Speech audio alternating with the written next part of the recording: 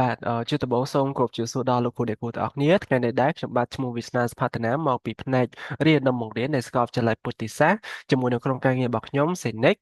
ពួកយើងទាំងពីរនាក់នឹងជជែកគ្នាតាក់ទងទៅនឹងប្រធានបទមួយដែលនិយាយតាក់ទងទៅនឹង the authentic problem ឬក៏ជា trigger ដែលយើងយកទៅប្រើប្រាស់នៅក្នុង problem based learning ថ្ងៃនេះដែរខ្ញុំបាទនឹងមានសំណួរមួយចំនួនដើម្បីចោទសួរទៅកាន់សេនិចហើយសេនិចនឹងគាត់នឹងបកស្រាយទៅលើសំណួរដែលខ្ញុំបានលើកឡើងបន្តិចទៀតនេះ បាទមុននឹងយើងចូលទៅកាន់សំណួរអឺយើងមើលទៅតងទៅនឹង concept មួយចំនួនដែលយើងនឹងជជែកគ្នាបន្តិចទៀតទីមួយគឺថាតើអីទៅជា problem ឬក៏ជា trigger ដែលយើងប្រើប្រាស់នៅក្នុង PBL ទីពីរproblem objective ឬក៏ what makes a good problem ទីបីប្រភេទនៃ problem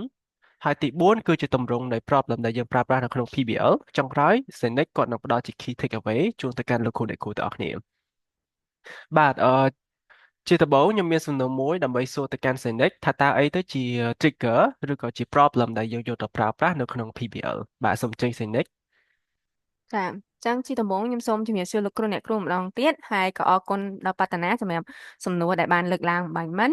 អញ្ចឹងយើងគួរដឹងថាតើហេតុអ្វីទៅអ្វីទៅគឺជា trigger ឬក៏ជា problem នឹងអញ្ចឹងបើយើងមកមើលនិយមន័យរបស់ problem trigger ហ្នឹងគឺវាត្រូវបានរចនាឡើងដើម្បីជួយនិស្សិតក្នុងការកំណត់អត្តសញ្ញាណគម្លាតនៃចំណេះដឹងរបស់ពួកគេហើយ trigger ហ្នឹងគឺវាដើរតួជាចំណុចចាប់ផ្ដើមដែលជំរុញឲ្យសិស្សានុសិស្សចង់ស្រាវជ្រាវទៅលើ gaps in knowledge របស់ពួកគាត់ហ្នឹងចា៎បាទអរគុណ Senec សម្រាប់ការបកស្រាយយ៉ាងក្បោះក្បាយទាក់ទងទៅនឹងអីទៅជា problem ដែលយើងយកប្រើប្រាស់ក្នុង PBL បាទសំណួរបន្ទាប់ខ្ញុំចង់សាកសួរថាតើអឺអឺ problem objective មានអ្វីខ្លះដែរហើយក៏ដូចជាដើម្បីកំណត់ថាតើproblem មួយវា good ថាតើវាមានធាតុផ្សំអ្វីខ្លះបាទសូមអញ្ជើញ Senec គាត់បកស្រាយអរគុណបតនាសម្រាប់សំណួរមួយនេះទៀតដូច្នេះខ្ញុំនឹងឆ្លើយទៅលើសំណួរថាតើអ្វីទៅជា objective របស់ problem ហ្នឹងអញ្ចឹងលោកគ្រូអ្នកគ្រូសូមកុំច្រឡំថា objective ហ្នឹងគឺជា objective មេរៀនវាគឺជាគោលបំណងរបស់ problem ដែលលោកគ្រូអ្នកគ្រូបង្កើតឡើងហើយ problem គោលបំណងហ្នឹងមានពីរធំដែលអ្នកគ្រូលោកគ្រូត្រូវចាប់សម្គាល់គឺ problem ទី1សំទោសobjective ទី1គឺគេអឺផ្ដោតទៅលើការចាប់ផ្ដើមដំណើរការសិក្សាហើយសម្រាប់ problem សំទោស objective ទី2គឺដើម្បីតម្រង់ទិសដំណើរការសិក្សា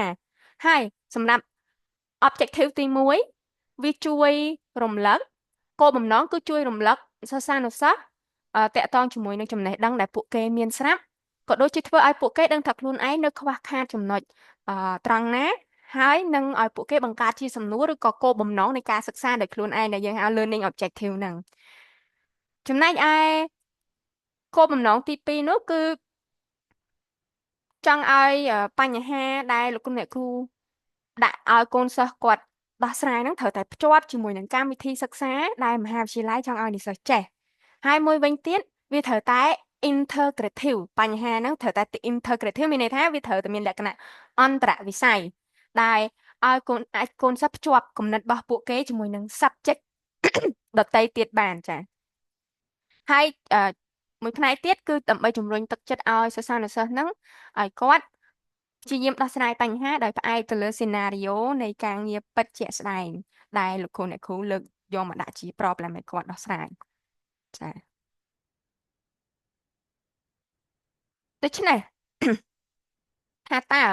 យើងចង់ឲ្យ problem មួយហ្នឹងល្អត្រូវតែមានធាតុផ្សំអីគេខ្លះនៅក្នុងនេះដែរលក្ខណៈសម្បត្តិដែលយើងអាចកត់សម្គាល់ថា problem ហ្នឹងល្អមាន7ធំទី1គឺ problem ត្រូវតែមានចំណងជើងហើយមួយវិញទៀត problem ហ្នឹងត្រូវតែតាក់ទងនឹងគោលបំណងសិក្សាដែលខ្ញុំបានលើកឡើងមិញហ្នឹងតាក់ទងជាមួយនឹង objective curriculum របស់លោកគ្រូអ្នកគ្រូក៏ដូចជាមហាវិទ្យាល័យហើយ problem ហ្នឹងត្រូវតែធ្វើឡើងដោយផ្អែកទៅលើចំណេះដឹងដែលសិស្សានុសិស្សគាត់មានស្រាប់អញ្ចឹងលោកគ្រូអ្នកគ្រូអាចយក problem ដែលសិស្សានុសិស្សដែលគាត់អត់មាន knowledge ទៅលើឯងនឹងសោះតោះទៅសោះយកមកឲ្យពួកគាត់ធ្វើទេអញ្ចឹងពួកគាត់ធ្វើអត់ចេញទេត្រូវតែយ៉ាងហោចណាស់ឲ្យពួកគាត់បានស្គាល់ថា problem ហ្នឹងនិយាយពីអីគេហើយ គាត់អាចប្រើប្រាស់ចំណេះដឹងគាត់មានស្រាប់ហ្នឹងយកមក discuss ជាមួយនឹងក្រុមរបស់គាត់ហើយមួយវិញទៀតកម្រិតនៃភាពលំបាករបស់ problem លោកគ្រូអ្នកគ្រូហ្នឹងត្រូវតែមានភាពសមស្របមិនពិបាកពេកក៏មិនស្រួលពេកហើយត្រូវតែមានលក្ខណៈជាពហុជំនាញមានន័យថា subject ច្រើនត្រូវ focus លើ subject ច្រើនជាងមួយចាហើយត្រូវមានលក្ខណៈជាក់លាក់ដែលជាក់លាក់កន្លែងនេះចង់បានន័យថាលោកគ្រូអ្នកគ្រូយក problem ហ្នឹងផ្អែកទៅលើ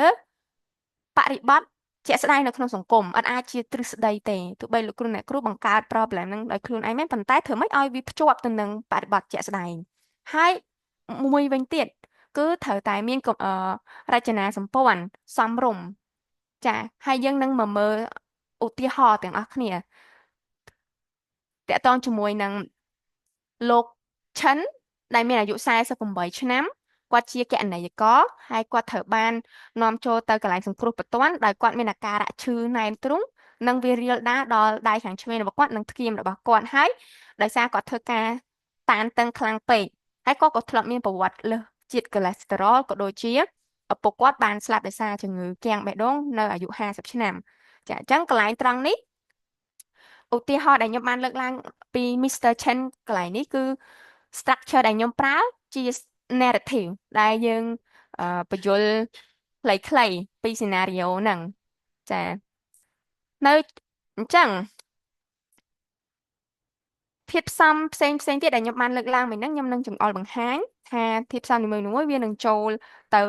លក្ខណៈសម្បត្តិមួយណាខ្លះចាសូម move ទៅ slide បន្ទាប់មកចឹងជាក់ស្ដែងដោយលោកអ្នកគ្រូបានឃើញឧទាហរណ៍ខ្ញុំលើកឡើងមិញហ្នឹងយើងឃើញថាមានពាក្យមួយថា clutching his chest his father died of a heart attack at 50កន្លែងហ្នឹងគឺបានភ្ជាប់អឺចំណេះដឹងនៃមូលដ្ឋានរបស់កូនសិស្សឲ្យគាត់យកមកពិភាក្សាក៏ដូចជាចំណេះដឹងទូទៅគាត់អាចដឹងថាអូ clutching his chest ហ្នឹងបញ្ហាអីគេអូ his father died at the age of 50ក៏ជាព័ត៌មានមួយដែលអាចភ្ជាប់ជាមួយនឹងចំណេះដឹងមូលដ្ឋានរបស់កូនសិស្សដែលមានស្រាប់បានចាចំណុចបន្ទាប់គឺតាក់ទងទៅលើនឹង block objective កន្លែងនេះ block objective នេះដូចដែលខ្ញុំបានលើកឡើងអញ្ចឹងត្រូវតែមានការភ្ជាប់ជាមួយនឹងobjective របស់ curriculum ក៏ដូចជា course syllabus ហ្នឹងថាតើនៅក្នុងហ្នឹងលោកគ្រូចង់ឲ្យកូនសិស្សគាត់ចេះអីគេអញ្ចឹងលោកគ្រូដាក់ជាគេហៅ instructional direction ណាដែលឲ្យជា hint ឲ្យគាត់មើលហើយគាត់ដឹងថាអូនវានៅក្នុង subject មួយណាហើយអា subject អស់ហ្នឹងត្រូវតែ align ជាមួយនឹង curriculum ដែលខ្ញុំបានលើកឡើងហ្នឹងចាអញ្ចឹងចំណុចបន្ទាប់និយាយពីភាពស្មុគស្មាញរបស់ problem ហ្នឹងដូចដែលខ្ញុំបានលើកឡើងគឺត្រូវតែមានភាពសមរម្យអត់ពិបាកពេកអត់ស្រួលពេកគឺដើម្បីជៀសវាងក្នុងការរៀងមិនឲ្យកូនសិស្សហ្នឹងគាត់សន្និដ្ឋានភ្លាមពេកវាលឿនខ្លាំងពេកអញ្ចឹងធ្វើឲ្យគាត់អត់អាចគិតឲ្យបានស៊ីជម្រៅដូចដែលខ្ញុំដាក់ចូលបន្ថែមតាក់ទងមួយ stressful project ហ្នឹងដើម្បីបន្ថែមកម្រិតនៃភាពពិបាកកុំឲ្យវាស្រួលខ្លាំងពេកព្រោះឲ្យគាត់រៀងភ័ន្តច្រឡំដើម្បីឲ្យគាត់វែកញែកឲ្យកាន់តែស៊ីជម្រៅលើបញ្ហាមួយហ្នឹងណាចាចូលដល់ចំណុចបន្ទាប់ problem ហ្នឹងត្រូវតែ concrete មានន័យថា scenario ដែលខ្ញុំយកមកហ្នឹងគឺតាក់ទងជាមួយដែលវាឆ្លោះប្រចាំងពីបរិបត្តិជាក់ស្ដែងពិតមិនមែនជាសំណួរទ្រឹស្ដីនោះទេដែលខ្ញុំលើកយកថាលោក Mr. Chen ជាអ្នកណាហើយគាត់ត្រូវបានយកមកមន្ទីរយកមក emergency department នឹងផ្ទាល់អញ្ចឹងយើងត្រូវតែឆ្លោះប្រចាំងជាធាតុពិតជាក់ស្ដែងឲ្យកូនសិស្សគាត់អាចសម័យថាគាត់នៅក្នុងស្ថានភាពមួយហ្នឹងគាត់ត្រូវធ្វើបែបម៉េចចាហើយចំណុចបន្ទាប់នៃដែលជាចំណុចល្អរបស់បញ្ហាហ្នឹងគឺត្រូវតែជា multidisciplinary មានន័យថាបញ្ហាហ្នឹងត្រូវតែភ្ជាប់មុខវិជ្ជាជាច្រើនចូលគ្នាมันអាចយក focus តាមុខវិជ្ជាតែមួយទេអាចថាមុខវិជ្ជាជំងឺបេះដូងការគ្រប់គ្រង stress ការគ្រប់គ្រងជីវិតការងាររបស់គាត់នឹងចូលគ្នាទៅឲ្យគាត់ចេះដោះស្រាយបញ្ហាបែបជា multidisciplinary ច្រើនជាង subject តែមួយតែឯងហ្មងចា៎បាទអរគុណសិនិចសម្រាប់ការចែករំលែកយ៉ាងក្បោះក្បាយតទៅនឹងធាតុផ្សំអឺនៃ problem មួយដែលល្អហើយបន្ទាប់មកនេះខ្ញុំមានសំណួរបន្ទាប់ទៀតគឺចង់សួរសិនិចថាប្រភេទនៃ problem ឬក៏ trigger មានអ្វីខ្លះដែលយើងយកទៅប្រើប្រាស់នៅក្នុង problem based learning បាទសូមអញ្ជើញសិនិចចាសូមអរគុណបតនាសាជាថ្មីអញ្ចឹងខ្ញុំសូម move ទៅ slide បន្ទាប់មក អញ្ចឹងបើយើងមើលនៅត្រង់ចំណុចនេះបើតាមលោក Dolmans and Snellen Ballendon គាត់បានបែងចែកបញ្ហាជា6ប្រភេទទី1គឺ explanation problem ដែលជាទី2 discussion problem យើងមាន strategy problem study problem application problem និង multi level problem ហើយនឹងខ្ញុំនឹងចូលស៊ីជម្រៅតកតងជាមួយនឹង problem នីមួយៗចាអញ្ចឹងបើយើងមើលទៅលើ explanation problem និង discussion problem គឺ problem នៅហ្នឹងភាគច្រើនគឺគេផ្ដោតទៅលើសិស្សដែលមានឆ្នាំដំបូងដែលជាឆ្នាំដំបូងភាគច្រើនគេយកមកប្រើហើយគោលបំណងគឺឲ្យពួកគាត់យល់ពីយន្តការរបស់អឺយន្តការឬក៏រចនាសម្ព័ន្ធរបស់ subject problem ហ្នឹងអាហ្នឹងទាក់ទងមួយ explanation problem ហើយភាគច្រើន format របស់ explanation problem គេប្រើ narrative phenomenon ក៏ដូចជា verbatim ហើយ format ហ្នឹងយើងនឹងនិយាយនៅslide បន្ទាប់ទៀតចាហើយចំណែកឯ discussion problem គោលបំណងគឺចង់ឲ្យកូនសិស្សយល់ពីទស្សនៈផ្សេងគ្នានៅក្នុងការឆ្លុះបញ្ចាំងទៅលើបញ្ហាមួយហ្នឹងចាអញ្ចឹងខ្ញុំសូមមូលទៅ slide បន្ទាប់យើងមកមើលដល់ problem strategy problem និង study problem គឺយើងប្រើសម្រាប់និស្សិតដែលមានឆ្នាំខ្ពស់ឡើងឆ្នាំមូលដ្ឋានទៀតដែរចាអញ្ចឹងគោលបំណងរបស់ strategy problem គឺដើម្បីឲ្យកូនសិស្សត្រៀមលក្ខណៈក្នុងការវែកញែកបែប clinical និងការគ្រប់គ្រងការព្យាបាលហ្នឹងគោលបំណងរបស់ strategy problem ចំណែកឯ study problem គោលបំណងគឺផ្ដោតទៅលើការចេះច្បាស់នៅមេត្តាជាក់លាក់ណាមួយនៃsubject ឬក៏ course ហ្នឹងគឺបើយើងនិយាយទៅគេហៅថា mastering specific content ហើយភាគច្រើន format ដែលគេប្រើគឺ narrative ក៏ដូចជាverbatim ដែរចាមកដល់ problem 2ដែលជា problem ទី5និងទី6ហ្នឹងapplication problem និង multi level problem វាក៏ដូចគ្នានឹងproblem 2មុនដែរគឺផ្ដោតទៅលើកូនសិស្សដែលមានឆ្នាំខ្ពស់ហើយគោលបំណងគឺ application problem ឲ្យកូនសិស្សចេះអនុវត្តចំណេះដឹងដែលគាត់បានរៀនពីមុនមកយកមកអនុវត្តในឯ multi level problem គឺឲ្យកូនសិស្សគាត់មានការយល់ស៊ីជម្រៅអំពី pathophysiology នៃជំងឺដោយបង្ហាញប្រវត្តិអ្នកជំងឺជាដំណាក់កាលចាបាទអរគុណសេនិកសម្រាប់ការបកស្រាយតកតងទៅនឹងប្រភេទនៃ problem យ៉ាងក្បោះក្បាយបាទខ្ញុំមានសំណួរបន្ទាប់ទៀតថាតើទម្រង់នៃ problem ហ្នឹងមានចំណុចអ្វីខ្លះដែរចឹងសូមអញ្ជើញសេនិកជួយបកស្រាយទៅលើចំណុចនោះមួយនេះអឺអរគុណម្ដងសារជាថ្មីម្ដងទៀតបតនា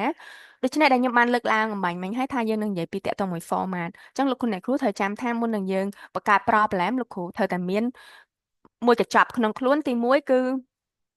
objective learning objective របស់លោកគ្រូមួយទៀតប្រភេទនៃ problem តើលោកគ្រូចង់ប្រើ problem មួយណាដែលខ្ញុំបានលើកឡើងនេះមានចំនួន6ហើយចុងបញ្ចប់គឺ format ដែលលោកគ្រូនឹងប្រើ format អីគេអញ្ចឹងនៅក្នុងនេះមានចំណុចសំខាន់ជាច្រើនតែខ្ញុំសូមលើកចំណុចសំខាន់3ដែលខ្ញុំបាន highlight ពណ៌ក្រហមហ្នឹងទី1គឺត្រូវតែមានចំណងជើង problem មួយណាក៏ត្រូវតែមានចំណងជើងដែរដើម្បីឲ្យតាក់ទាញដល់សិស្សានុសិស្សគាត់អានហើយគាត់មើលចំណងជើងគាត់ចង់ដឹងគាត់ចង់អាន problem នឹងទៀតហើយលោកគ្រូត្រូវកត់សម្គាល់ថា title នៃ problem ហ្នឹងគឺអត់ប្រាប់ចម្លើយទេចាគឺធ្វើឲ្យមានភាពតាក់ទាញតែកុំប្រាប់ចម្លើយឧទាហរណ៍ដូច the freezing fire បើយើងអានអញ្ចឹងយើងដឹងថាចង់និយាយពីអីទេធ្វើឲ្យកូនសិស្សហ្នឹងគាត់ឆ្ងល់ណាគាត់ចាប់ផ្ដើមឆ្ងល់គាត់ចង់ដឹងថាអូ problem ហ្នឹងនិយាយពីអីគេ freezing fire ហ្នឹងហ៎វា just like that ចំណែកឯចំណុចទី2 format ទី2គឺ narrative អញ្ចឹងឧទាហរណ៍ដែលខ្ញុំលើកឡើងមិញហ្នឹងគឺជា narrative គឺជាការរៀបរាប់លម្អិតអំពីព្រឹត្តិការណ៍របស់បញ្ហាហ្នឹងតែខ្ញុំអត់ប្រាប់ចម្លើយខ្ញុំអត់ប្រាប់ diagnose ទេលោកគ្រូត្រូវចាំថា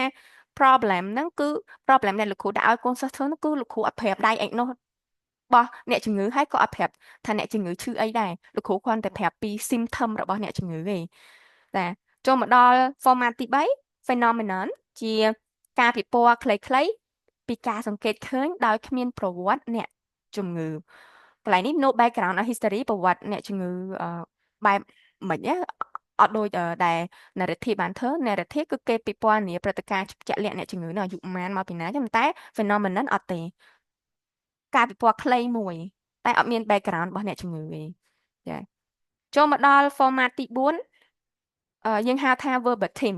គឺជា format នៃការសន្ទនាពាក្យរវាងលោកគ្រូពេទ្យជាមួយនឹងអ្នកជំងឺអញ្ចឹងអានឹងដូចជា transcript មួយអញ្ចឹងណាយើង record រវាងអ្នកជំងឺនិងលោកគ្រូពេទ្យក៏ធ្វើការសន្ទនាគ្នាផ្ទាល់តែម្ដងអាចជាវីដេអូរបស់អ្នកជំងឺនិងលោកគ្រូពេទ្យក៏ធ្វើការសន្ទនាក៏បានជាការសរសេរកិច្ចសរសេរក៏បានដែរចាចំណែកឯ format អឺទី5 SOP problem ដែលយើងហៅថា subjective និង objective data presentation ហ្នឹងអឺសម្រាប់ចំណុច format មួយនេះគឺចង់ឲ្យកូនសិស្សគាត់ជាអ្នក evaluate ទៅលើបញ្ហាមួយហ្នឹងហើយភាគច្រើន SOP problem ហ្នឹងគឺគេអត់សូវប្រើនៅក្នុង problem ទេព្រោះវាមានភាពស្មុគស្មាញអឺជាទូទៅលោកគ្រូអ្នកគ្រូគាត់ប្រើ narrative ហើយនឹង phenomenon ច្រើន verbatim ហ្នឹងគេប្រើម្ដងម្កាលដែរចាអញ្ចឹងខ្ញុំសូមចូលដល់ format បន្ទាប់អញ្ចឹង format បន្ទាប់យើងមានជា problem pack ដែលជាសំណុំនៃបញ្ហាដែលមានរោគវិនិច្ឆ័យដូចគ្នាក៏ប៉ុន្តែសំទោសដែលមានរោគសញ្ញាដូចគ្នាក៏ប៉ុន្តែរោគវិនិច្ឆ័យខុសគ្នាចានៅក្នុងចំណុចនេះគឺគេឲ្យរោគសញ្ញាថា symptom របស់អ្នកជំងឺហ្នឹងគាត់ឈឺអីគេមានឈឺអីគេដូចគ្នាអញ្ចឹងទៅក៏ប៉ុន្តែរោគវិនិច្ឆ័យឲ្យផ្សេងគ្នាអត់ដូចគ្នាទេដើម្បីបន្លំកូនសិស្សកុំឲ្យយើងឲ្យចម្លើយគាត់ដឹងតែម្ដងយើងគាត់មានការ discuss គ្នាទេហើយនៅចំណុចទី7តកតងមួយ additional material ហ្នឹងអាហ្នឹងមិនមែនជា format problem ទេគ្រាន់តែជាអ្វីដែលលោកគ្រូចង់ add ចំពោះ problem លោកគ្រូដាក់ឲ្យកូនសិស្សហ្នឹងថាលោកគ្រូចង់ឲ្យជា X-ray ចង់ឲ្យជា video tape ឬក៏ graph អីហ្នឹងលោកគ្រូអាចថែមឲ្យកូនសិស្សបានដើម្បីជាជំនួយក្នុងការឲ្យគាត់ដោះស្រាយ problem តែត្រូវចាំថាអត់ឲ្យចម្លើយអត់ឲ្យ diagnose ទេឲ្យគ្រាន់តែជារោគវិនិច្ឆ័យតែប៉ុណ្្នឹងចា៎បាទអរគុណ Senex សម្រាប់ការចែករំលែកយ៉ាងខុសប្បាយអំពីទម្រង់ឬក៏ជា format នៃ problem based learning បាទជាចុងក្រោយខ្ញុំសូមអញ្ជើញSenex ដដែលចង់ជួយផ្ដល់ជា key take home message មួយចំនួនទៅកាន់លោកគ្រូអ្នកគ្រូចាអញ្ចឹងអរគុណបតនាម្ដងទៀតអញ្ចឹងជាចុងបញ្ចប់សរុបសេចក្តីមកការបង្កើតបញ្ហាគឺជាគន្លឹះសំខាន់នៃ problem based learning តែអត់មាន problem ទេគឺអត់មាន problem based learning ទេព្រោះ problem based learning កើតចេញពីការដាក់បញ្ហាឲ្យកូនសិស្សដោះស្រាយអញ្ចឹងការសាងសង់បញ្ហាត្រូវធ្វើឡើងដោយប្រុងប្រយ័ត្នដោយផ្អែកលើគោលបំណងនៃការអប់រំដែលយើងហៅ educational objective ហ្នឹងទៅលើថាតើលោកគ្រូ learning objective របស់លោកគ្រូឯគេហើយវា align ជាមួយនឹង curriculum objective អត់ហើយប្រភេទនៃបញ្ហាលោកគ្រូយកប្រភេទឯគេក៏ដូចជាទម្រង់នៃបញ្ហាលោកគ្រូយកទម្រង់ឯគេមកប្រើហើយគោលដៅចុងក្រោយគឺជាការជំរុញឲ្យសិស្សនិស្សិតហ្នឹងគាត់ចេះស្វែងរកគម្លាតចំណេះដឹងរបស់ពួកគាត់ដោយខ្លួនឯងអញ្ចឹងកន្លែងនេះលោកគ្រូមិនមែនជាអ្នកប្រាប់ learning objective ដល់ពួកគាត់ទៀតទេពួកគាត់ជាអ្នកកំណត់ learning objective របស់ពួកគាត់ថាពួកគាត់ខ្វះខាតកន្លែងណាពួកគាត់នឹងព្យាយាមស្វែងរកអីដែលគាត់ខ្វះខាតនៅកន្លែងហ្នឹងចាអញ្ចឹងនេះជាកិច្ចបញ្ចប់របស់ខ្ញុំកិច្ចពិភាក្សារបស់ខ្ញុំរវាងបតនាហើយនឹងខ្ញុំផ្ទាល់ហើយសូមអរគុណលោកអ្នកគ្រូដែលបានយកចិត្តទុកដាក់ក្នុងការស្ដាប់បទពិភាក្សាមួយនេះចាសូមជម្រាបលា